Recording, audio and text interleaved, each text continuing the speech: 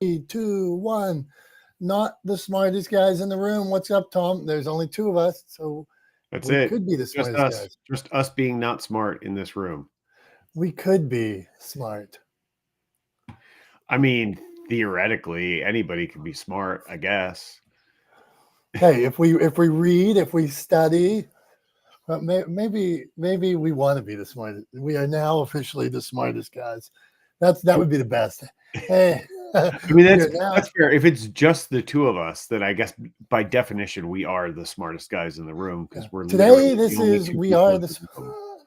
We could, and then as soon as somebody jumps in, we could change it. We are the smartest guys today. Until anybody gets here, you're watching, listening to. We are the smartest guys in the room. Right, right. Because there's no other options.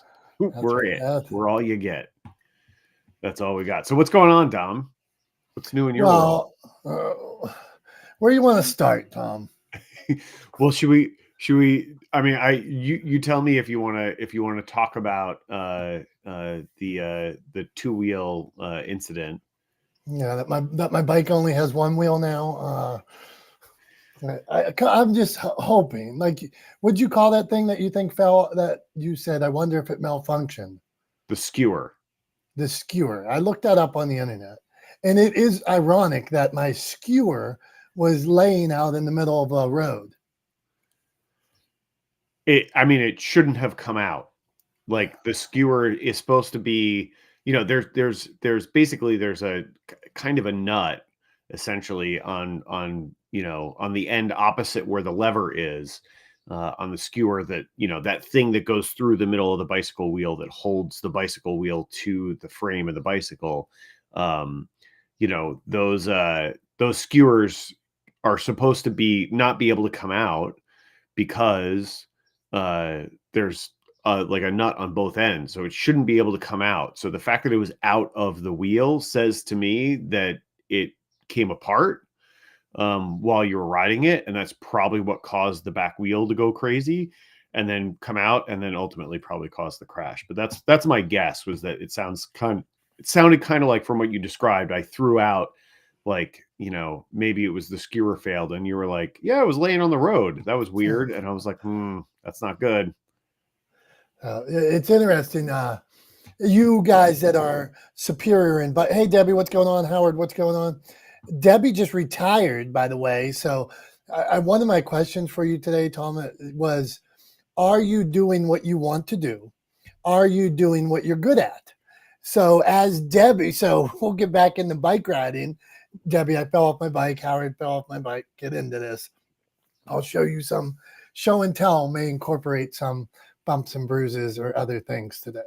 But Debbie, so you retired for 4 days. Well, it's Wednesday. I think you retired on Friday or Monday. I forget what it was. So how do you schedule, like, I'm coming out guns blazing, or do you take a week off? Tell us about that, Debbie, because now you get the chance. Not that you didn't want to, but it's like a second act where you can do whatever you want right now. So teach us, Debbie. Well, actually, my last day was on Friday. And before I go any further, I'm sorry, Dom, that you had a bike accident. I hope you're well. Anyway, so yes, I had the weekend that I actually recuperated from, because they actually had a little party for me. It was lots of little gifts. The outpouring of love and support was totally overwhelming, emotionally and physically. So I kind of took the weekend to um, regroup. And so come Monday, I've started putting myself like on a bit of a schedule, because getting more consistent with posting, creating some content. I actually had a meeting with someone from SCORE yesterday, and I've got a radio show this morning that I'm doing. So I'm trying to schedule things and create a new routine. I'm very much someone that needs a little bit of structure and a routine. But then again, I'm leaving tomorrow because this weekend my daughter's having a baby shower for my first grandchild. So I have a lot of good things going on, and I'm very excited about my future. Well, that's what it's all about, isn't it? Congrats, Debbie. Tom, you got any advice for somebody starting a new chapter, a new career? That's a tough one because I mean, honestly, like I don't really plan on ever retiring per se. Um, at the end of the day, like I'm a little bit of a chip off the old block. My dad is in his late 70s and still goes to work every day, and doesn't want to stop anytime soon. And I think even when he does eventually, sell his law practice and close his office, he'll probably find other ways to continue sort of working at least part time. So I don't think he's ever going to fully retire.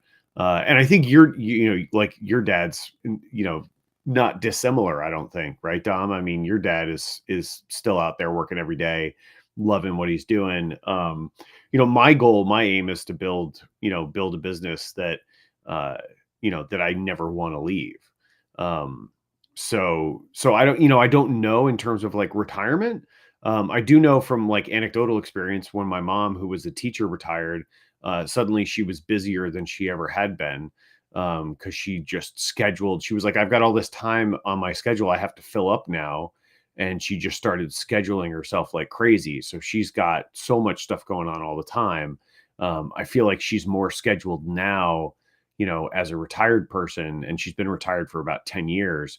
I feel like she's more scheduled now than she ever was when she was working.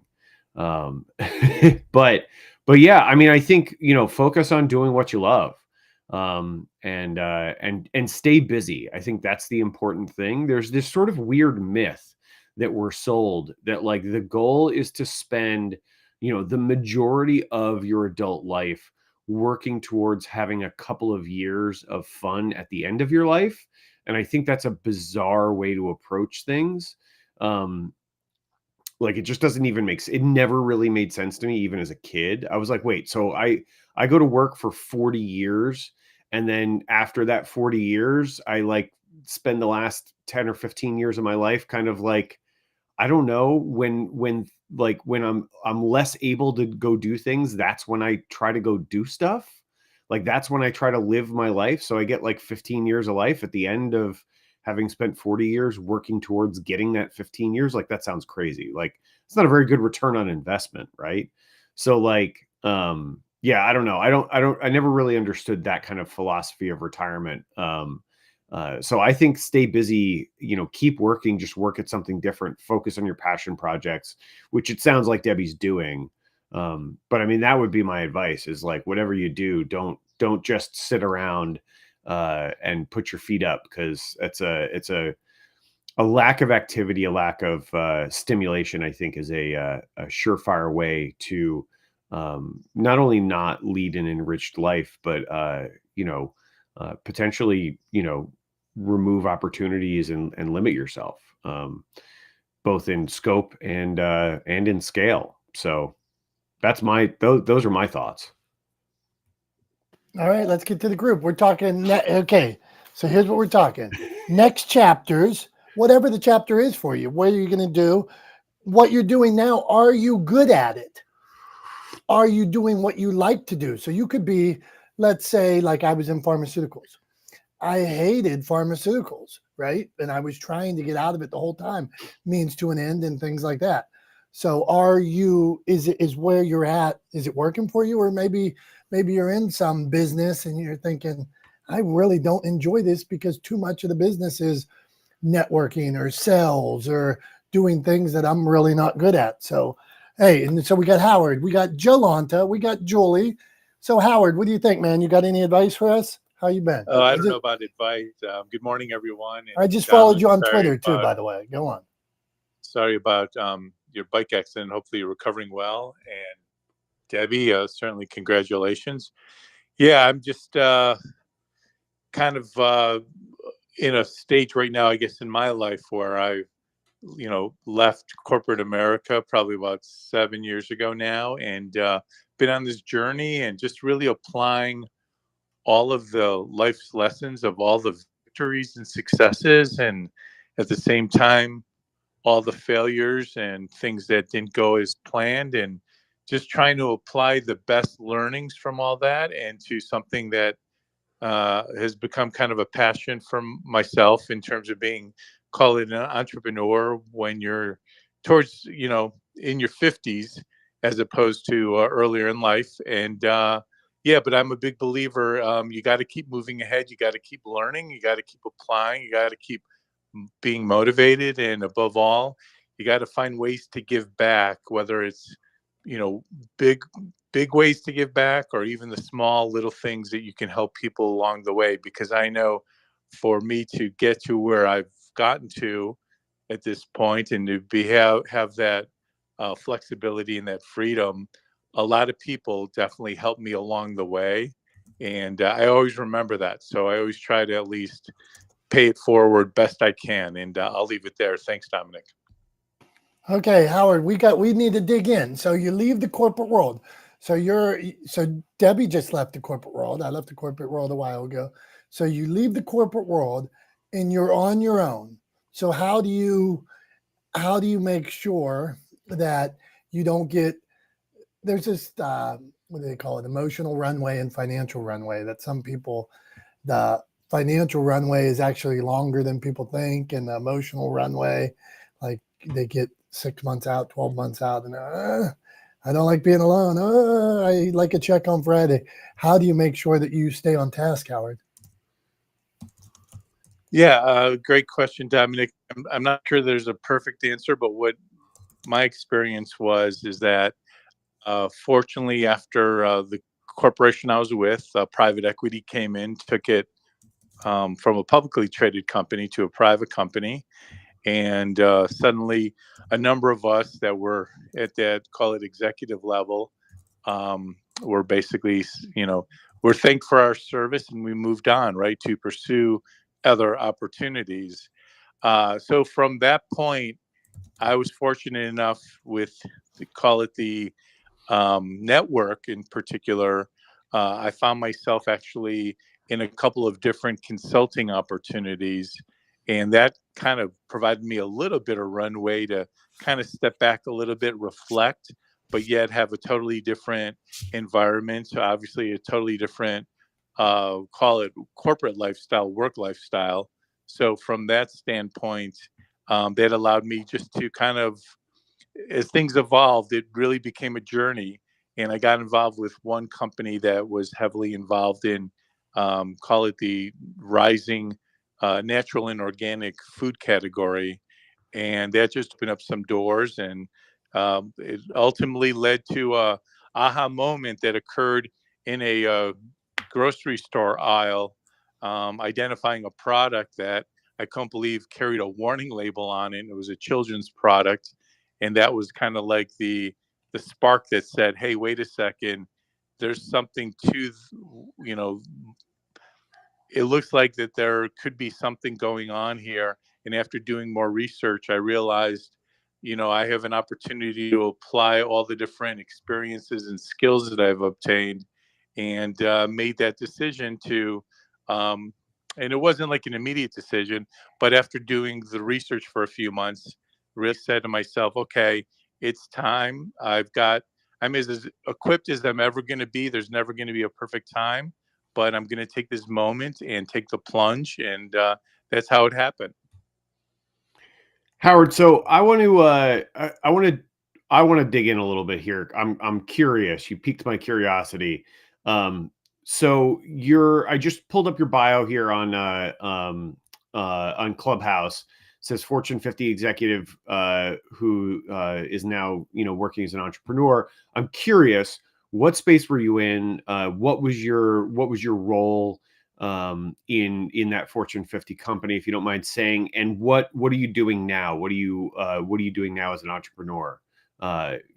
Consulting in what space? I'm just curious, like where you are and what space you're in, what your experience was. Sure.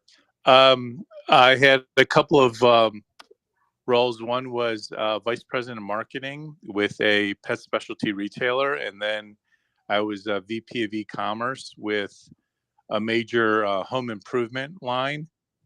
So that was kind of my background. background was more in that corporate marketing as e-commerce was emerging. A lot of it continues to evolve and change.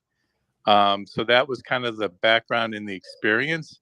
And the space I'm in right now, because I got involved with that healthy snack food company that did a lot of mapping of ingredients with a public website out there called pubchem.com, which is a sister to PubMed. If you're familiar with pubmed.com, it's both websites are from the National Institute of Health.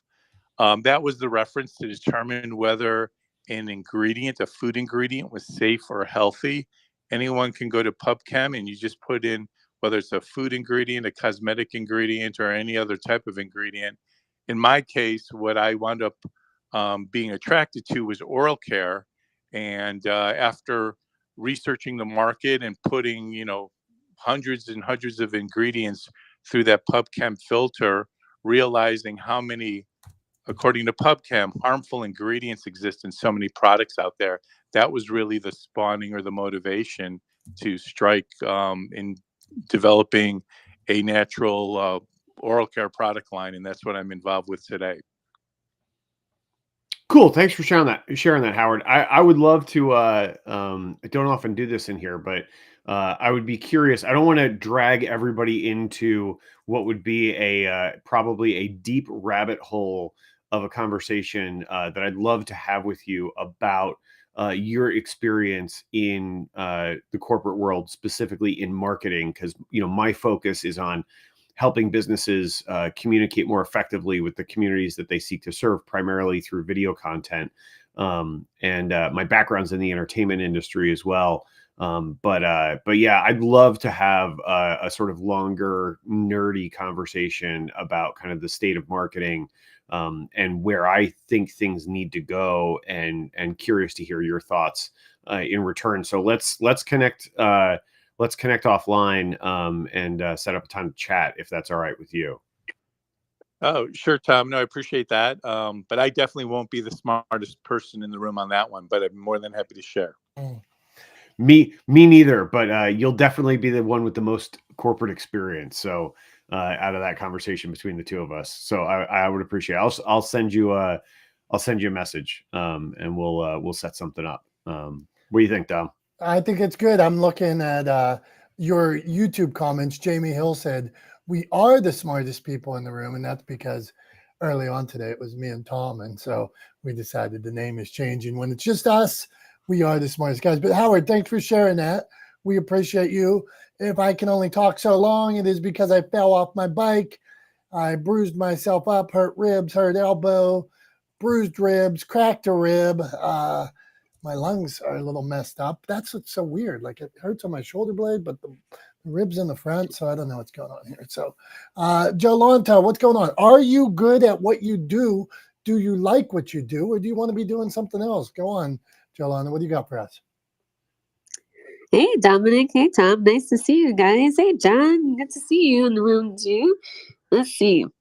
I do enjoy what I like doing, but I will say there are some days where I have to pull back, peel the onion off just a little bit, because every once in a while you just have to step back and try to, take some days off social media here and there, because there's a lot to do, right?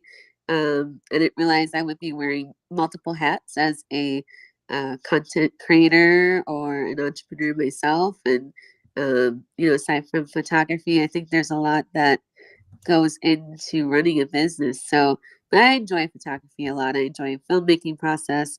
I just like working in the entertainment world as well. And, I think there's always something to learn. That's, it depends on who you collaborate with, I think. And that's what makes it enjoyable. Okay, Jolanda. So if there's something you don't like to do, how do you get rid of it? Or do you just keep doing it? So I delegate. I learned to delegate probably a couple of years ago when I started learning. I don't like editing films. So I needed to have somebody who was a strong editor. And I said, you know what? I don't have time to edit. For photography, I don't mind editing, because that's something that I control, and it's the same with writing speeches too, because I'm also in Toastmasters and I do write speeches a lot from time to time for different topics that I might talk about. And so I've challenged myself to actually learn to like writing more. And so I also write some scripts here and there too, but I delegate tasks. I delegate tasks to people who I think that are strong in what they do, and I believe and I can trust them to take over a little bit of things for me. So delegation is key for sure. I like it. I like the idea of delegating. Okay, so let's go. Cruise on. Not the smartest guys in the room here. Hey, Jolie Loken's back. John J. Alexandra. Is it Alexandra? Alexandra. Alexandra. Hi, Alexandra. Alexandra, what's going on? Come on up. You or listen, we appreciate both. John J., how do you know you're good at what you're doing? What if you suck at radio and nobody told you, John J.? What if I suck at what I'm doing? How do you know you're good at it? Or does it matter if you like it? What do you do? I really don't think it matters whether you like it or not. It's whether you're successful at it or not. At this point, when I was early in my radio career, yeah, and I still enjoy it very much. Don't get me wrong. I love what I do. I have a lot of passion for what I do. But the end result is it bringing results? Is it enriching me? Is it increasing my reach? All that stuff. Now, the other question is kind of a loaded question. Am I good at what I do? I think I'm not the right person to answer that. Are there people better than me? Absolutely. Can I learn from them? Absolutely. Are there people worse than me? Absolutely. And quite often, the best lessons I learn is what not to do from those people. But I research a lot, and I really focus on what is producing results. So am I good at what I do? To be totally honest with you, it makes me very uncomfortable answering that question because it's a relative thing. Someone can be very good at what they do, and they just started. Someone can be very good at what they do, and they've been at it 10, 15 years. And someone can be lousy at what they do, and they've been at it for 30 years. So I don't know the answer to that question. Okay, good points all around, John. It makes me think. Sometimes I'll have a call with somebody that wants me to do this or this, and you see this person's terrible at what they do. And then as a publisher, I talk to a lot of storytellers. Some people have so many transferable skills. Like, let's say Tom writes a book about legendeering. Tom wrote a good book, because he was able to take his 30 years of production and take it over into the publishing world and share his stories very concisely. So some skills are transferable. Tom, what say you? I was just going to say, pump the brakes on 30 years. It'll be 23 in May. So not quite 30. Pump the brakes on that. I'm not that old yet. I'm actually like, if we're being accurate, I'm younger than you. Not by a lot, but by a little bit. Are you younger? What's your birthday? Yeah, I'm younger than you. We've talked about this before. You look older. Oh, that's rude. That's rude. And also, hey, we've spent some time together in person now, and your hair looks very dark on camera. It looks a little more salt and pepper in person. I need like a filter to make it darker on camera. When it is wet, it's funny. Go on, Dominic, I thought you were going to reach out to me for some headshots. You're going to update those headshots? I need. Yeah, with pepper gray. I need to do that. Go on. You're right. I mean, and hey, look, I it's pot calling the kettle here, right? Because like obviously my beard is very gray, and I'm bald as a cue ball, and I have been since I was like 20 years old. So definitely a little pot calling the kettle, but I'm just saying, like, not 30 years, years, and I am a few months younger than you. Okay, fair. Tom, you know what they say? Oh, sorry, Dominic. I was just, you know what they say? The older, the wiser, the better you learn. That type of thing. That is correct.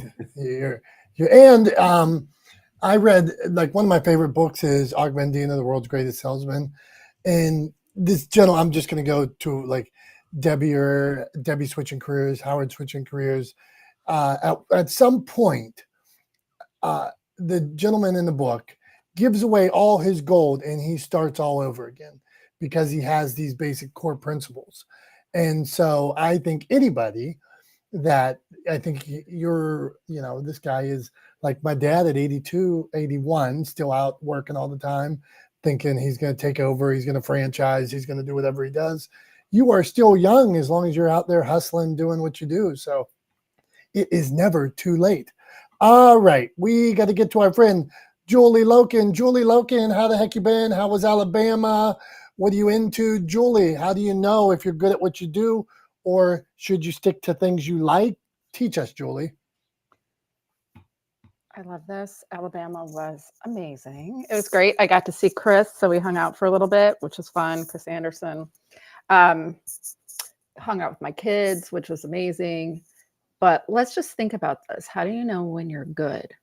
Like, if you're confident in something, but thinking like you're good or great or really the best, I mean, that's like a false narrative right now. I think we're telling ourselves, because every great person, I believe, should be always trying to be better. And, you can get all the adulations, but there's many different ways to kind of map out success or how well you're doing. And, your boss can tell you you're great. I mean, I think you're great. I think Tom's great. Debbie, Howard, Jolanta, Brian, John, Alexandra. Phil Hill is like the greatest of all times. He's the GOAT. But seriously. So, Julie, is it bad? You're asking a question that there is no answer. Okay, is it bad if, like, I was listening to this football player that just got traded the other day, and he's like, I really love my game. I'm great at this. I'm great at this. I'm great at this. And me and Liz were sitting here watching this guy just talk about all these things he's great at. Is that nonsense? Depends. I mean, I think there's a false bravado. I mean, if you're good at something, that's great. You should know what you're good at. But what's the context? Like, good as a professional? Good, is it being cocky or arrogant? I think the people that are the greatest are very humble and don't speak of their greatness. They actually are constantly striving to be better. And you can look at people who are millionaires, billionaires, who people are uber successful. No one ever talks about it, really. Like the real true heroes and the greatest people in the industry, they don't sit there and talk about themselves all the time. Especially they don't talk about how much money they make. Just let me say that. Okay, Clubhouse people, make sure you're listening. Thanks, Julie. Go on, Tom. All right. So I want to push back a little bit, because I think, Of course you do, Tom. of course, because I'm a contrarian. He missed you. He missed you, Julie. But let's be real. Like, raise your hand if you've heard a billionaire brag about how rich and successful they are. Like, I know I have, right? I think we all have. Elon Musk. I mean, to one name, that wins nonstop. Go on. to name one. Don't start, Tom. Don't start. Go on. No. I'm just saying billionaires 100% are like, can't wait to tell you how successful and brilliant they are for making all the money that they've made, right? Even when they started with, legs up, and incredible advantages in life, so yeah, I would push back on that. I don't think billionaires are good examples of humility. I think too, honestly, Julie, like, between there's a wide gulf between knowing you're good at something, and being willing to be confident in staking, standing your ground and saying you're good at something. There's a big gulf between doing that and bragging and thinking you're perfect, right? And I 100% agree that, like, there is no sort of good path. There's no happy ending when somebody thinks that they're perfect and thinks that everything they touch turns to gold, that they're magic somehow.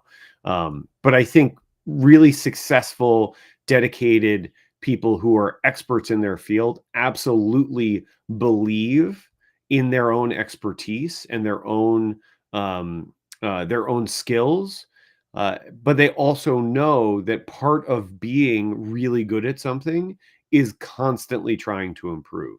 So, I would make myself an example. I will sit here and say absolutely without hesitation that I am an expert in the field of production, right? Specifically as it pertains to video production. I'm an expert. I've put in the time, I've put in the work, I've enjoyed the successes. I've had Emmy nominations recognizing me for that work and that expertise. I, without a question, would sit here and say I'm an expert. And in that same breath, I would also say that every day I work to get better at my craft, right? That I will never be perfect at it, but I will always work towards improving it. And I think there's nothing wrong with that. So if you're an expert, it's okay to stand your ground and believe in your own expertise and believe in your own capabilities. But I think to your point, Julie, keep in the back of your mind that you will never and you can never, and the people who are the best at things understand that they are never perfect at what they do and they always work towards improving it, right? Like I made a kind of a funny comparison the other day where I said, look, if I practiced as much at basketball as Michael Jordan, I still never would have been as good at basketball as Michael Jordan. He had, certain advantages and predispositions towards being a good basketball player that I don't have. Namely, height is one, right? Like he just was taller than me, right? So that's part of it. But you hear about Michael Jordan and Kobe Bryant and these people who are at the top of their field, who are venerated as the best that ever lived, the GOATs, right? Those guys put in more work and more effort and more practice than just about anybody else. And it's because they recognized that while they'll never be perfect, the only way to be the best at what they do is to put in the work and consistently work to improve over time. So that's just the distinction I wanted to draw. I think there's a really big gulf, between thinking you're perfect and being willing to stand in your expertise. And I think it's okay to stand in your expertise so long as you acknowledge that you're not perfect and that you should always be working to improve. That's where I try to look at it from, and that's where I think other people would benefit from doing the same. But yeah, I just I couldn't resist. I couldn't resist jumping in on the billionaire train because I really don't think billionaires are pinnacles of humility. I know many who don't talk about how they got their money. There are plenty of examples, Tom. There you go. Challenge accepted. Okay, that's fine. There's thousands of billionaires. I probably only know 10. In Palm Beach, where we're surrounded by billionaires, the truly wealthy ones never, ever, ever talk about how they got their money or how wealthy they are. They don't need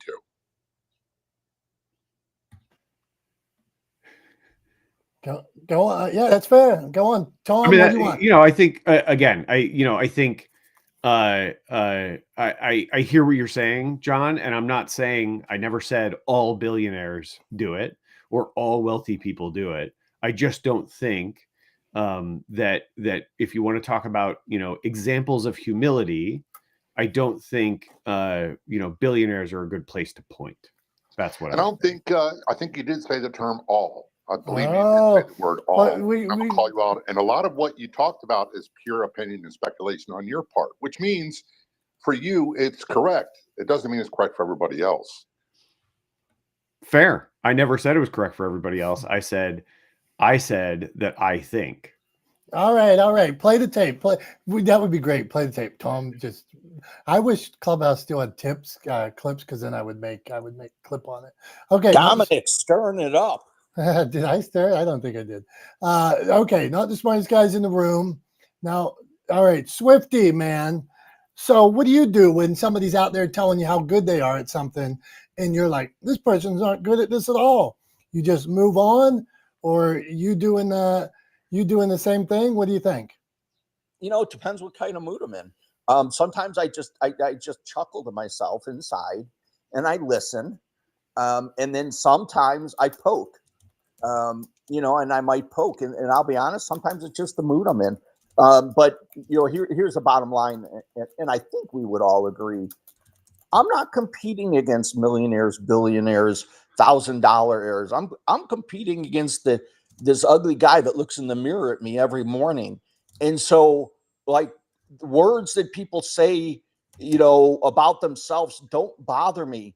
I'm all about not being the smartest guy in the room.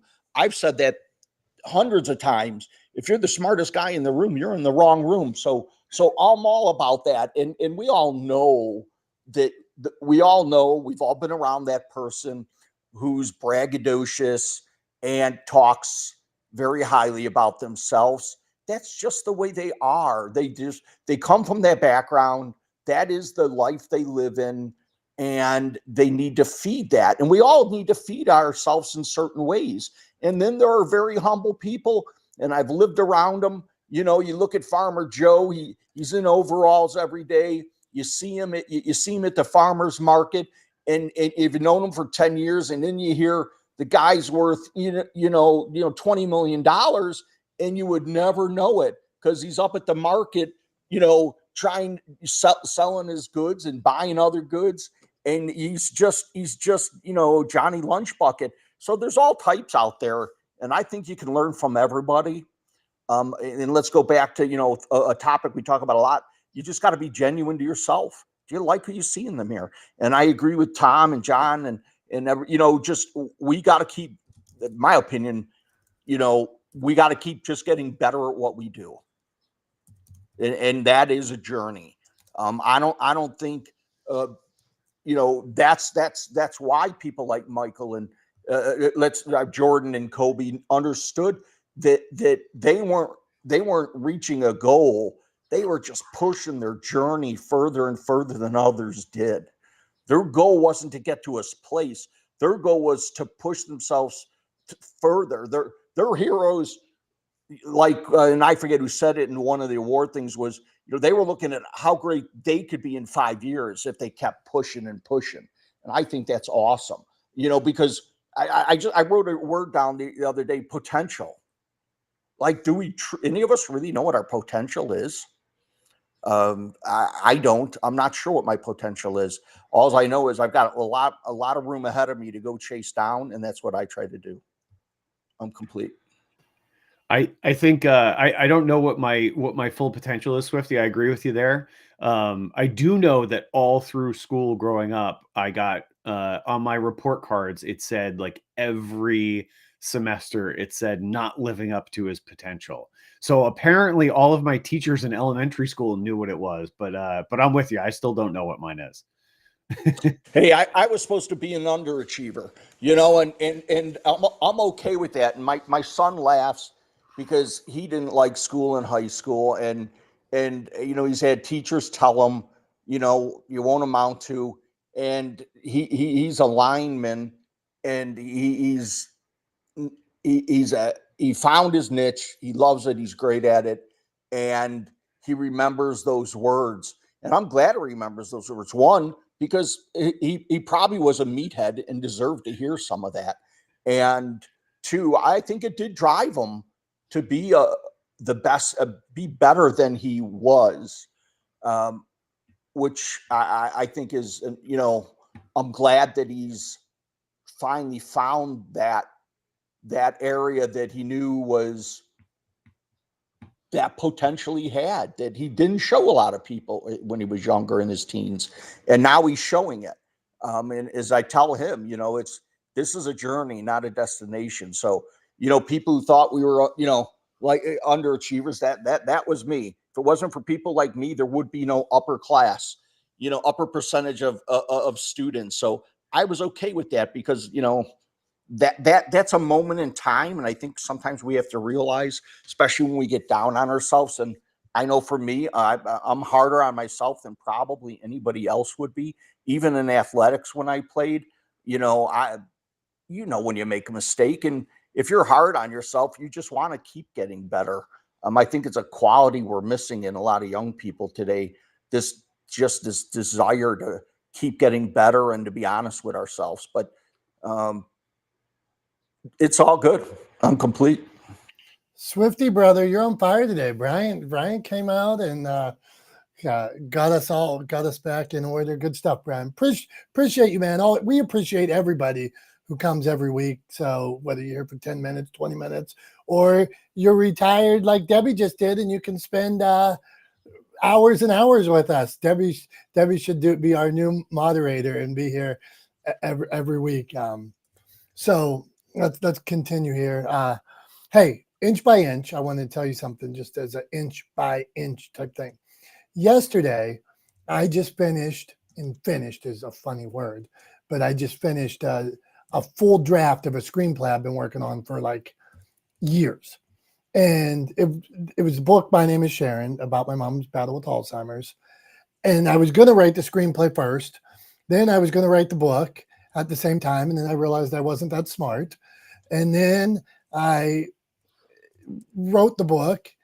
It got into like Alzheimer's library. Some people read it. So now I had a basis for it. But I fictionalized the screenplay. But inch by inch, I say that because, and then just last night, after I finished and put fade out on it yesterday, today I already went back in and moved into things that I thought I should have wrote 6 months later here. And then I went and researched, how do I write 6 months later in a screenplay? There's a certain order and how it needs to look and things like that. So better every day, and no matter what. And then I took one of the characters. We talked about character development a week ago.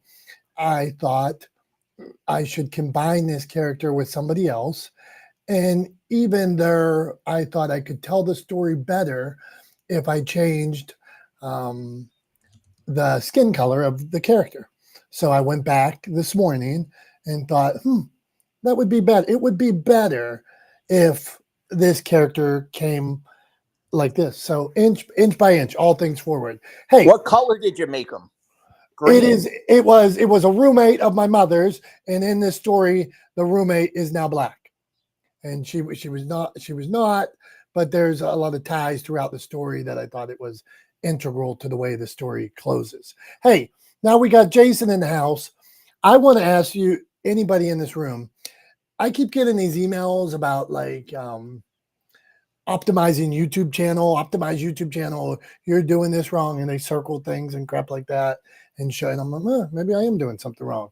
So Jason, John, anybody working on their YouTube game right now, besides these other questions, any optimizing tips, things that we need to do today to make our YouTube channel a little better? Jay, you got anything?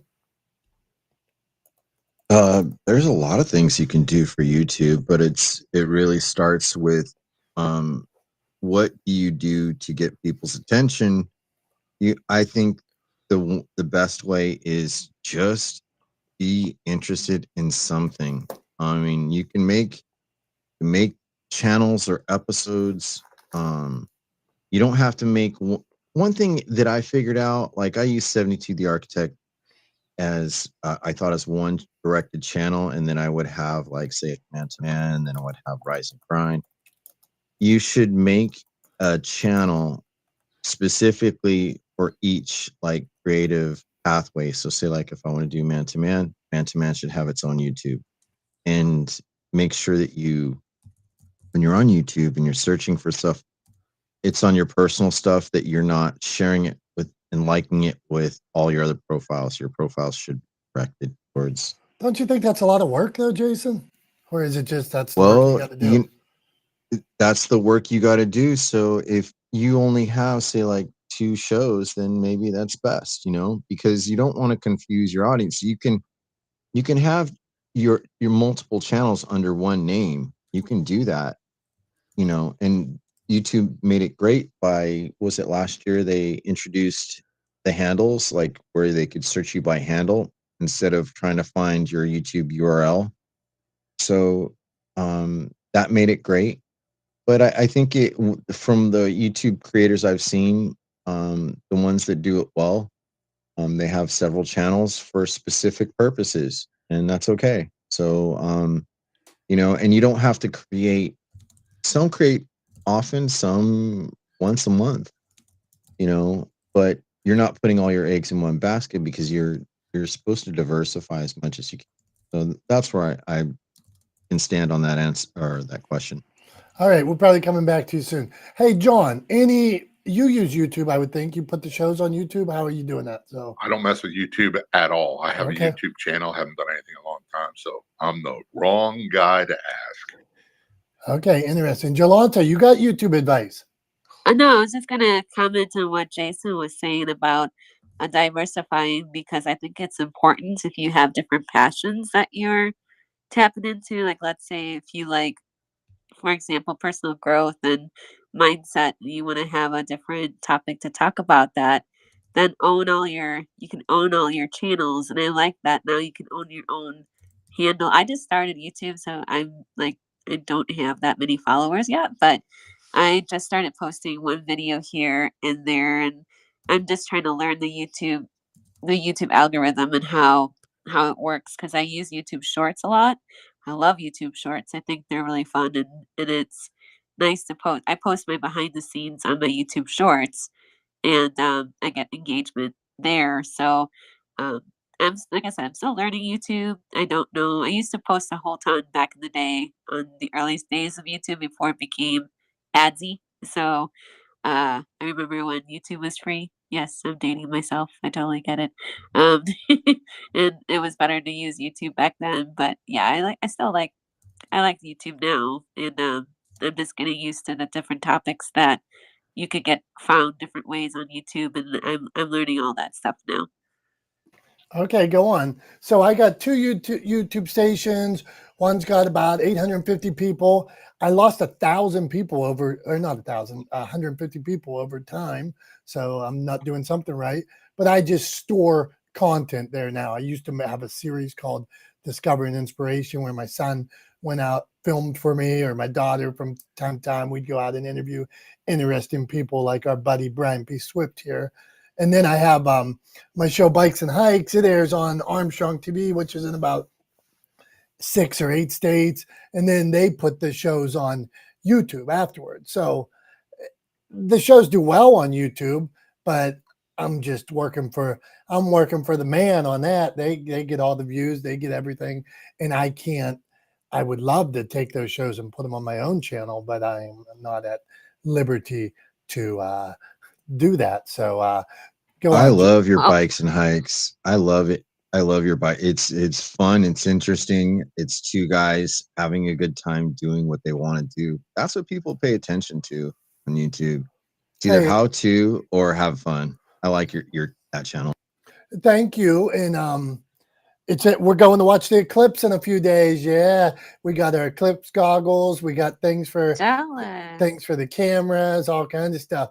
So we're heading up to Lake Erie. It's a couple hours north to watch the eclipse.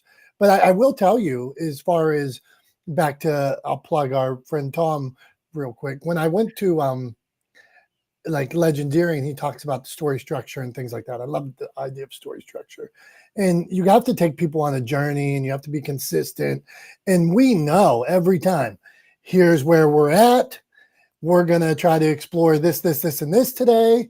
And at the end of the show, you may have got to where we tried to get to that point. In between was fun and games. You probably learned something at each of these places.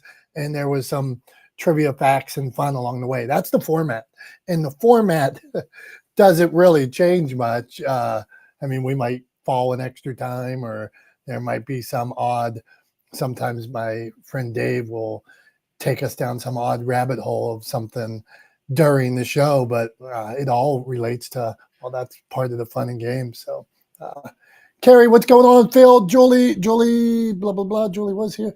Okay, we got a couple people on. Holly Todden says, hey, Dom and Tom on Facebook. Jamie Hill says, oh, no. Okay, that's from earlier. Not that we were getting rowdy here. And okay, so let's go on here. I think that was in response to hearing about your bike crash. Oh, bike crash. Interesting. Okay, so now it is all friends in the room. So this I week, got a question for you guys. Go on, Jason. What is it? Since you guys have a channel here for Not the Smartest Guys on YouTube, Do you use any digital cards when you go and have casual conversations? One of the things that people forget to do is introduce or always talking to forward a notice of their show. Because I think that your show here right now, I mean, it could be for anybody, for anything, content creators or having a good time. You know, if like a friend of mine did this the other day, we're talking and he had a card. I forget what kind of card it's called. It's a digital card on his phone. He says, "Hey, let me share my channel with you." I'm like, "All right, yeah." And it gave me his link to social medias. It was so easy. I didn't have to keep no cards. I didn't have to look up. Just made it easy. And I was like, you know what? That's to me, when you do word of mouth, people get interested. Hey, man, check it out. I've got a great episode for you. Matter of fact, we're going to look at yada, yada, yada, or we're going to look at what we think about shorts. You might be interested. You know, how you talk about your channel anywhere, everywhere. It really is a sign of your business. You know, this is a business. I mean, it's fun, it's a hobby, but this is a business at the end of the day. Yes, you want views, but do you guys share digitally? I mean, do you talk about your shows to anybody, you know, and even to strangers or the grocery store clerk, casual conversations? How do you forward your show? That's my question. I'll admit, I think me and Tom are terrible at it, and I'll say I'm I'm worse than Tom. I mean, no, we should, and I think the way this came about, you know, pandemic, and hey, we were on this app, and then we streamlined it more and more and more. But no, I think we should, and I realizing. Well, read Yeah. that book Hooked by Nir Eyal. He really hits it home. He talks about the external triggers for people to invest in anything. He's talking about sales, but it applies to your channels or your podcast. Do you treat your creative works as an extension of you and your business? You know, and that's it. Like, if you're not talking about it, how do you expect more than the regulars to come in? And it's your opportunity that you're losing out on. Just like when people write books and they not talking about, you know, hey, I've got a great book for you. And do you read? So you're not using the tools and your blessings, then what do you got? Yeah, I think, you know, look, Jay, I think that's a fair point, man. And I appreciate you kind of drawing attention to it and maybe creating some accountability for Dom and I, because, you know, as he said, we have not historically been good at this. This whole thing started as you know, at least from my side, right? You know, I think Dom and Neil, when they first started this, had a little bit more, at least Neil did, I think, had some intention with it, but then he ultimately ended up leaving. But, you know, when I first got involved with this thing, when it was before it was not the smartest guys, you know, it was very much just sort of a fun hobby, you know, something to do, something to explore and learn about and play around with. And I think over time it's grown into something more than that. And we should treat it that way. We should, you know, treat it like, you know, what it is, which is, I think, you know, a piece of content that we create, you know, that we have every week, that we host every week, you know, that we absolutely can and should use as an extension of our businesses and what we're trying to accomplish in the world. So I appreciate you kind of shining a light on that and maybe creating some accountability for Dom and I, so that we'll actually follow through on some of the things that we've talked about behind the scenes. So thanks for hitting on that. I appreciate it. Yeah, I like seeing you guys succeed. I like seeing, I mean, I come in here weekly. It's a part of my Wednesday mornings. So a lot of people have routines, and in Hook, that's what he talks about near Ale. He says that, you know, if you can get in people's routines, you can get in their beliefs, and you have a residual product.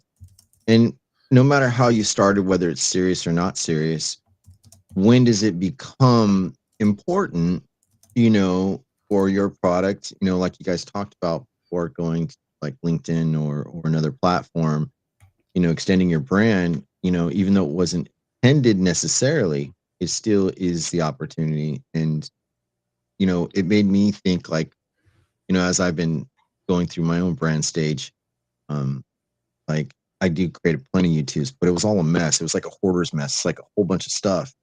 But now getting focused and knowing exactly the outcome I'm after, I will input, do the work, and make sure that the pieces in place will further go. Because after we're dead and gone, our kids and our grandkids will be able to watch, hopefully, on YouTube or listen to podcasts. I mean, that's the beauty of it. Like I have an episode recorded on my old podcast about me interviewing my grandmother, and it still gets listens.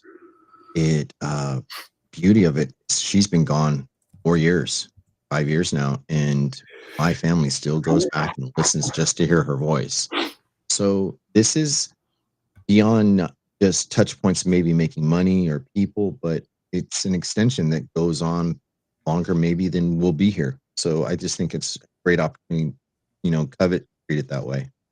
Thanks, guys. That's good stuff, Jason. That makes me think about me and my dad took a bike trip to DC a couple years ago, and I documented it. It's one of my favorites, and I'm so glad that I'm going to have this forever, him talking and things like that. All books, video, this stuff makes you, gives you eternal life. So stay the course.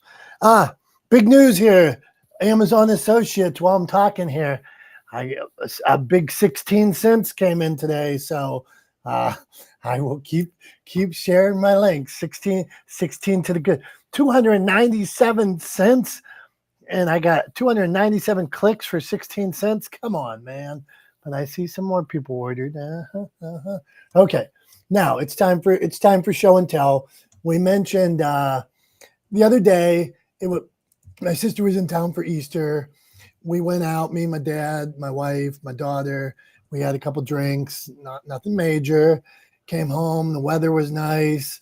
I'm like, I'm going out on a bike ride. I rode like the wind down the trail. I was at about 9 miles. I'm like, oh, I'll go a little farther because I know how many miles it takes to get back. So I'm going to get over 15 miles. I'm cruising. All of a sudden, I'm down in town. I go down one street through these side streets, and this red truck gets behind me. But I know on these side streets, I can get like from stop sign to stop sign or stop sign to red light. He's not going to be able to catch me. So I'm just like going down the middle of the road, and going from one, and I'm ahead of him. He can't catch up. So I'm feeling good about myself. So I get out to the main road. All of a sudden I signal to go left, and my front bike tire starts to wobble. My back tire goes up around, and I flip off my bike, bounce a couple times, get up in the middle of the intersection, and I'm just like, I can't say a word, but I looked and saw, like, if you just look at me, I was able to move my bones and stuff. So I knew like that much of me was all right, but it felt like somebody was like squeezing my chest. So I'm like, what the hell's going on? I felt like really squeezing me. So after I caught my breath a little bit, I went out and got my bike off the road. Nobody stopped and helped me on the main intersection of town. And it turns out my wheel had fell off. My back tire had fell off. My mirror crashed. So then turns out I go home. I call my wife because my bike's not able to be ridden. So I call her. She comes and picks me up. I can't even lift my bike into the car. That's how lame I am. So she had to do it, and she's not used to that. So she couldn't stick it in and stuff like that. So it turns out, besides some bumps and bruises, elbows, knees, hips, I end up bruising my ribs, and I broke a rib. So I am a little bit winded. I don't know if you can see that. You can't really see my arms turning green. You can't. Oh yeah, you can see that right. I don't even know what this is, but you can see. Why? I don't know why my elbows getting that color up there. Look, that's weird. You see, that is not weird shade in my house. That's called a bruise. Yeah, it's just a different color. But what my show and tell is today, Tom. This is a simple show and tell. Please hold me accountable. I'm begging each of you. Jackie, we did quick show and tell, then we're coming to you. I'm asking you to hold me accountable. I did not have a helmet on. This is my helmet. I'm going to buy a new helmet. I don't like how this one sits on my head. I feel funny in it, and I don't know how I didn't crack my face or anything like that or my head, but I did not. And I feel that I was a little bit lucky that day. So my show and tell is this plastic helmet that could have kept me safer, but I didn't have it on. And I'm going to recover from these ribs, and that's all right. But just so show and tell, public address, wear helmet. That's what I got for you. Well, I appreciate you sharing that, Dom. I mean, I think, first of all, glad that you're on the mend and okay. Obviously, my first question when you texted me and told me about the accident was like, are you okay? Right. But then shortly afterwards, I asked, were you wearing a helmet? Because I know that you don't always wear a helmet. And I am somebody who most likely wouldn't be sitting here able to have a conversation with you right now if it wasn't for a bike helmet. When I crashed a couple of years ago and broke my collarbone into 4 pieces, I knocked myself out. I landed on my head first, which just goes to show I ride thousands of miles on a bicycle every year. I mean, literally 3,000 plus miles a year on my bike. And I, even with all of that time in the saddle, you never know what could go wrong. And I had something go wrong, and I wrecked, and I landed on my head first and was knocked unconscious. And that was with a helmet on. And I have no doubt that if I hadn't had a helmet on, I definitely would have suffered a traumatic brain injury. And the severity of that brain injury is, you could guess, right? But I definitely would have suffered a traumatic brain injury as it was. I was knocked unconscious. I had a concussion. I had a CAT scan, everything checked out. And I was ultimately okay. But I wouldn't have been okay. And I definitely would have had a longer road to recovery if I hadn't had that helmet on. So I asked that because I wanted to reiterate that point. I'm glad that you're creating accountability for yourself. I appreciate that because I know it's an easy thing to do to not wear a helmet, when you're out on your bike, and we're of an age, when it wasn't cool to wear a helmet when you were riding your bike. There was a whole stigma associated with it, with kids when we were growing up in the 80s. Right. If you had a helmet on when you were riding your bike, you were a dork and you got made fun of. But I'm telling you, man, it very easily can be a lifesaver, and I would never ride my bike without one. And I would encourage anybody to do the same. But yeah, no, I'm glad you're healing up. I know cracked ribs are a giant pain in the butt. The last time I cracked a rib, I slept on the couch for like a month because it was the only way. The couch kind of keeps you from rolling over, right? And the worst thing in the world is when you got a cracked rib and in the middle of the night, you roll over onto it and you get that shooting pain that wakes you up out of a deep sleep. Oh, it's the worst. But yeah, so I definitely empathize with you, and I hope you heal up fast. And I'm glad that you're okay, but I appreciate you sharing that as well, because I think it's not just important for you to create accountability for yourself, but for anybody who hears this or sees this or listens to this, that, maybe they'll think twice about making sure they wear a helmet the next time they get on their bike to go for a ride. Because you never know. Everything was fine until all of a sudden it wasn't. Right. Yeah, that's what it was. Yeah. Yeah. And it can caught me by surprise. By surprise. Yeah. So yeah, it's in the word, right? Nobody expects to have an accident. That's why we call them accidents. Mm-hmm, right. Mm-hmm. So yeah, no, I appreciate you sharing that, man. And now I think we're on to Jackie. I saw her throw up a couple of exclamation points. I don't know if maybe she's cracked a rib before, but it seems maybe okay. Hold on here. Let me read about that. It says mama, wifey, podcast host, hairstylist, prenatal, postpartum trainer, yogi. I need to do yoga. Jackie's been here. She's been in here with us before. I think it's been quite a while, Jackie, since you've been in. I think the picture's new too. Go on, Jackie. What do you add into any of those subjects? Your YouTube game, your goals? Are you good at what you're doing? Go on. First of all, you're in Pittsburgh, right, Dom? You are correct. I'm going to put it out there on my Facebook being like, I have a friend that fell in Pittsburgh. WTF? Why did nobody help him? This city is supposed to be supportive. That makes me mad. Somebody should have stopped and helped you. Anyway, I'm from Pittsburgh. I don't know if you remember that. I grew up in Pittsburgh. Wait, what part? What part? Hold on, I need to know. I grew up in Penn Township. So Okay, I'm from Greensburg. Yeah. Oh yeah. Oh my God, we're like next door neighbors. Yes. I went to Hempfield. Where'd you go? Go on. Penn Trafford. Okay, arch nemesis. Okay, go on. Continue. That's so funny. Oh my God, we probably like saw each other out. That's hilarious. Anyways, I cracked a rib before, and actually it was in Pittsburgh. I was in the South Side. It was, I was like 22 and I had a couple drinks, and I was just walking. Like, I was from California at the time. So when the light turns green in front of you, even if there's no walk sign, cars know to stop. So I saw the green ahead of me. I started walking and a car hit me. And yeah, I cracked my ribs and I fractured my tibia because the front of the car hit my leg and then I fell onto the car. So I do know that cracked ribs thing, and laughing is the worst. And God forbid you have to cough or sneeze. It's like, need to take a couple minutes. So I know exactly how that feels. I'm sorry that you're going through that. I don't think I broke anything, but they didn't do an x-ray. They were like, oh, drunk woman, whatever, they just let me be. But yeah. So interesting. But yes, now I'm all mad that nobody helped you. Yeah, nobody helped. One guy, hey, Johnny Billy, one guy stopped, and I'm wheezing, and I've seen him around town, but I'm trying not to get angry in 2024.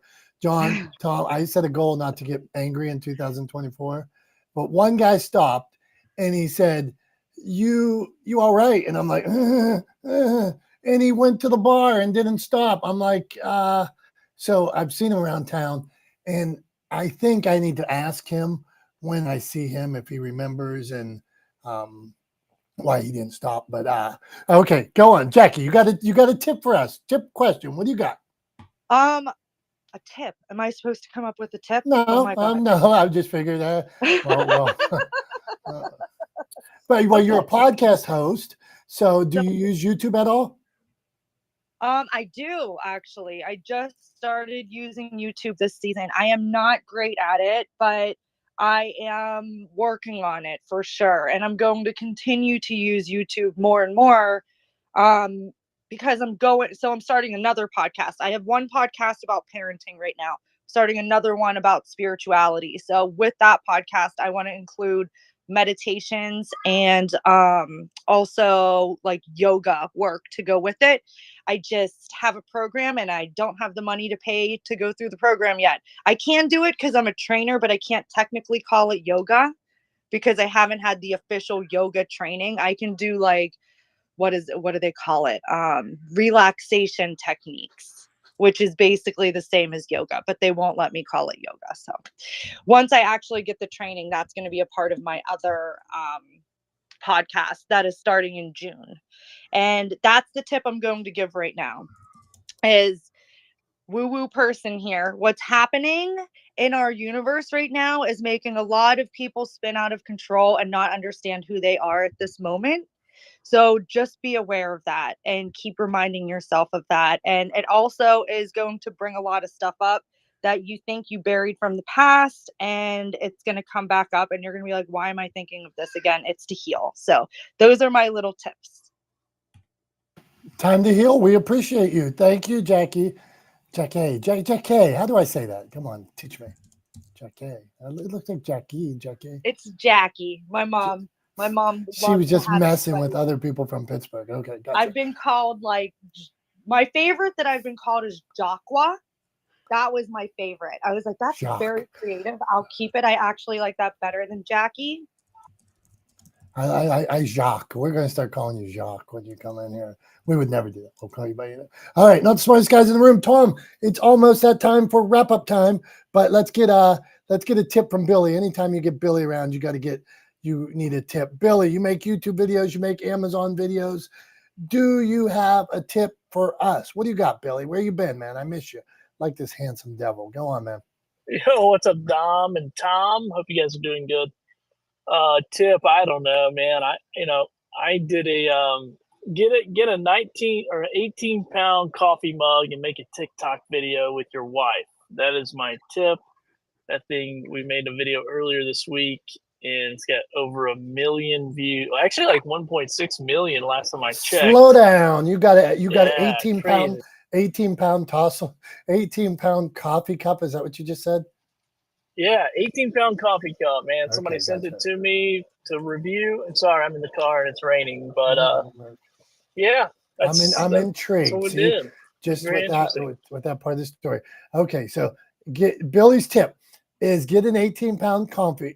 Billy, is there any way you could consolidate that tip? Because I don't know if I can find an 18-pound coffee cup. Oh, you can find them. They're on Amazon. They're about $200. They're there.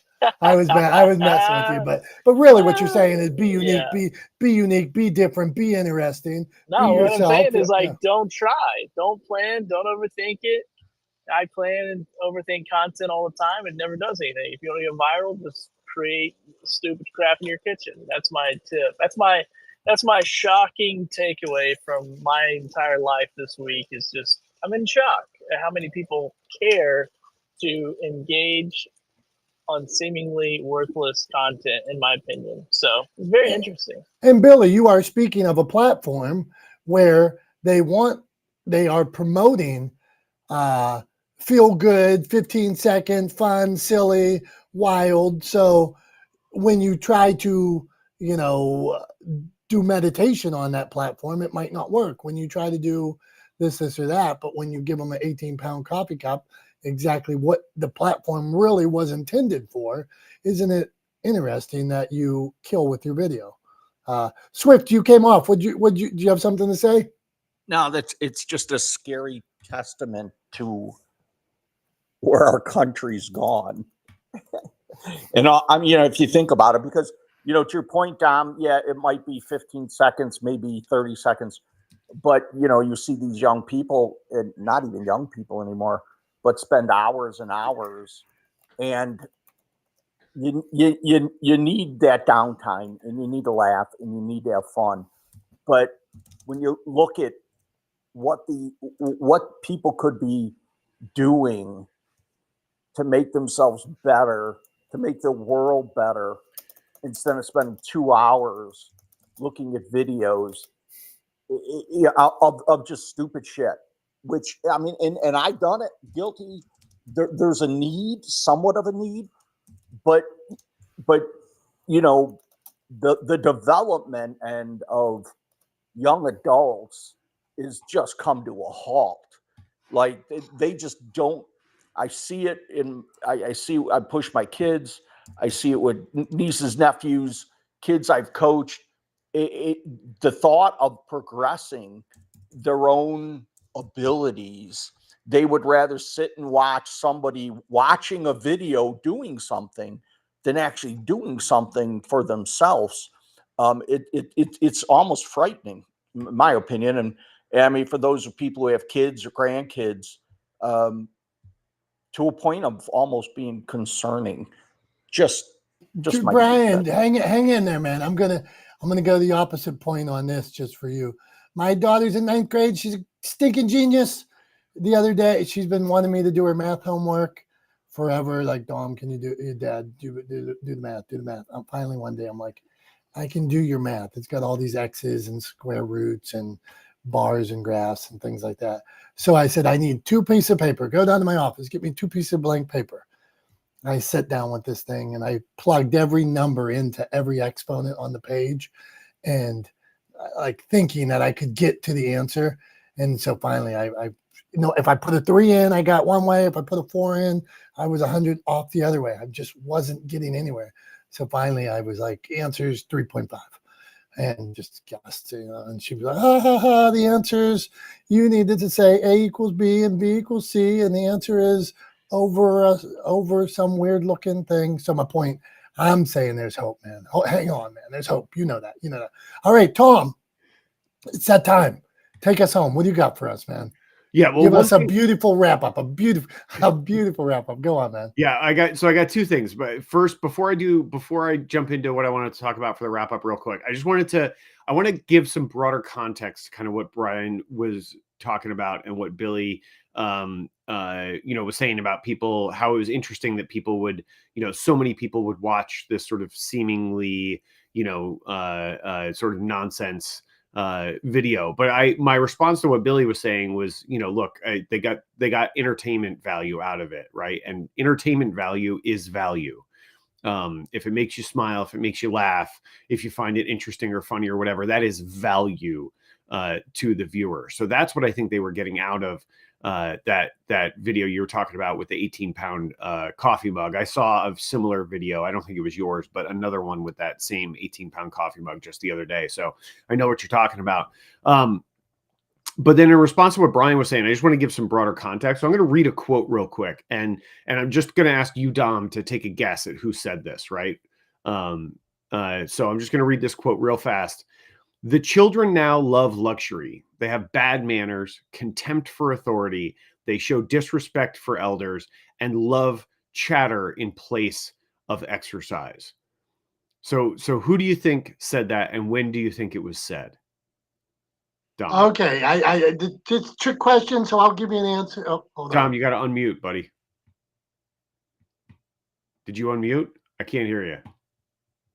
Sorry, I unmuted on my computer. Yeah, not there on you here. go. After all this time, I am still not the smartest guy. I feel this is a complete trick question.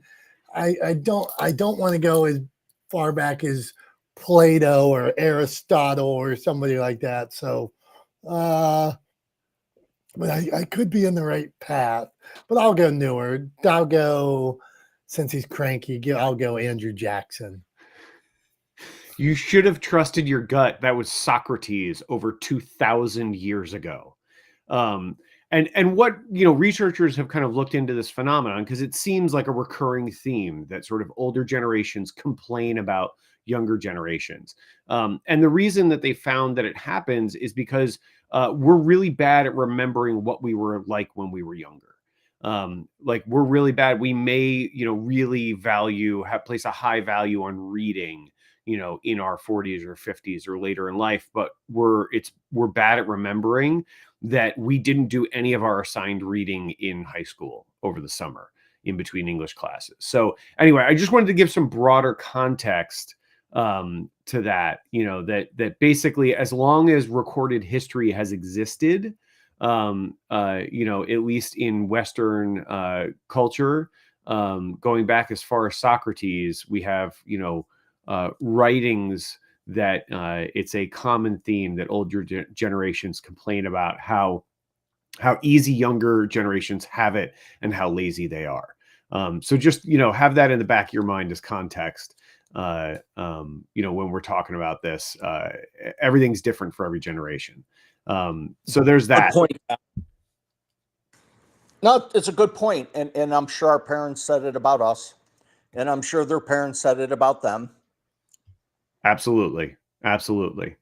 So thanks, Swifty. But yeah, I always like to point that one out when I get the opportunity, because I think it's a really interesting fact and one that's helpful to just bear in mind.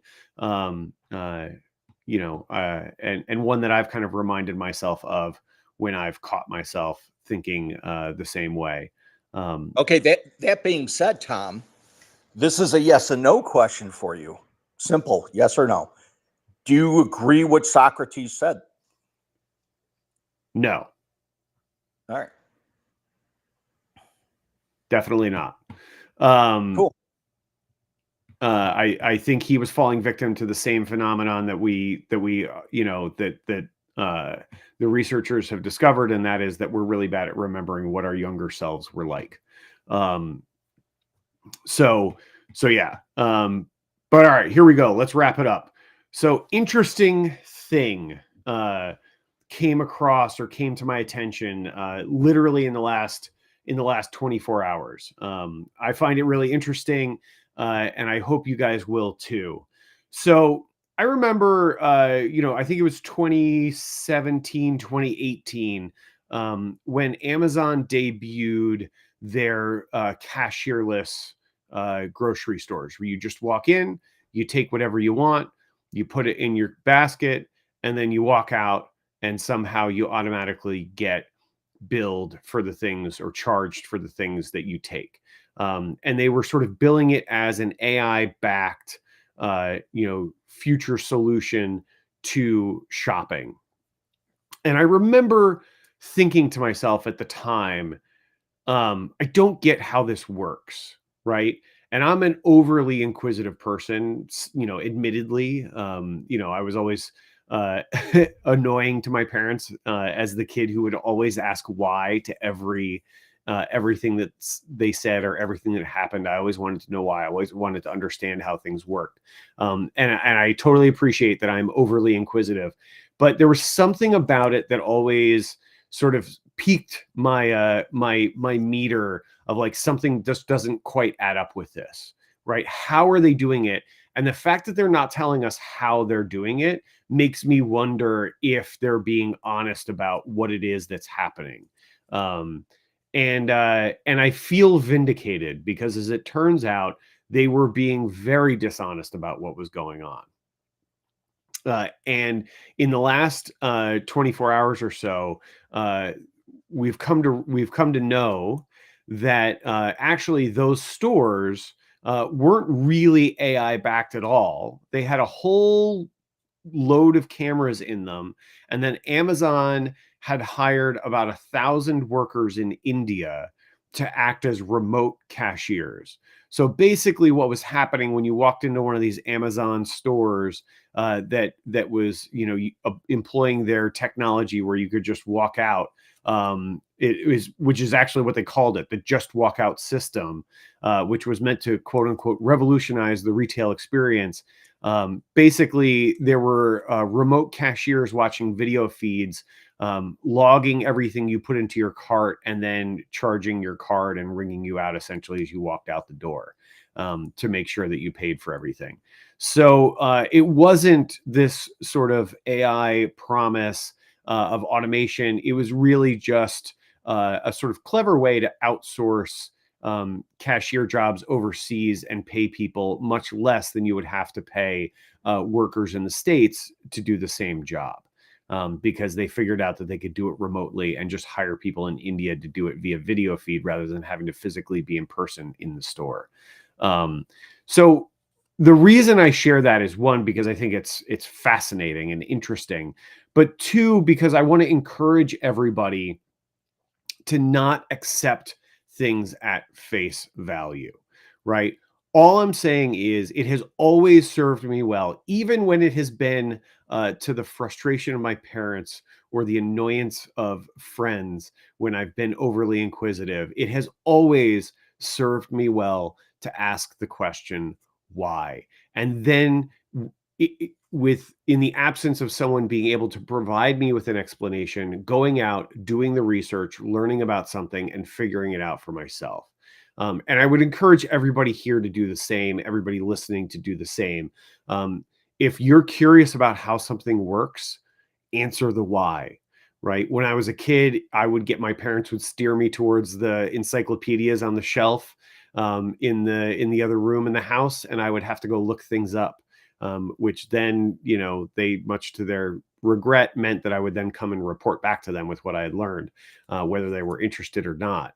But I always, always, always encourage people to ask why. Make sure you're asking why, and make sure you understand why you're doing what you're doing, and how it furthers your goals and your missions in life, and whether or not it takes you closer to the goals you want to reach. So that's where I'll leave it with everybody today. Don't be afraid to ask why. The answer may surprise you. Thanks everybody for being here with us. For those of us watching, they can see Dom has strapped on his helmet to make sure that even if he trips going up the stairs from his office in his own house, he is well protected. I appreciate that. I applaud safety. Safety first, not safety last, right? But thanks everybody for being here with us. We appreciate you guys. For Dom, I'm Tom. We're not the smartest guys in the room. Because of all of you, we love you guys, and we will see you next Wednesday at 9:30 a.m. Eastern Time in Not the Smartest Guys in the Room. Until then, have a great rest of your week. Hope everything goes fantastically well for you, and we'll see you guys soon. Bye-bye.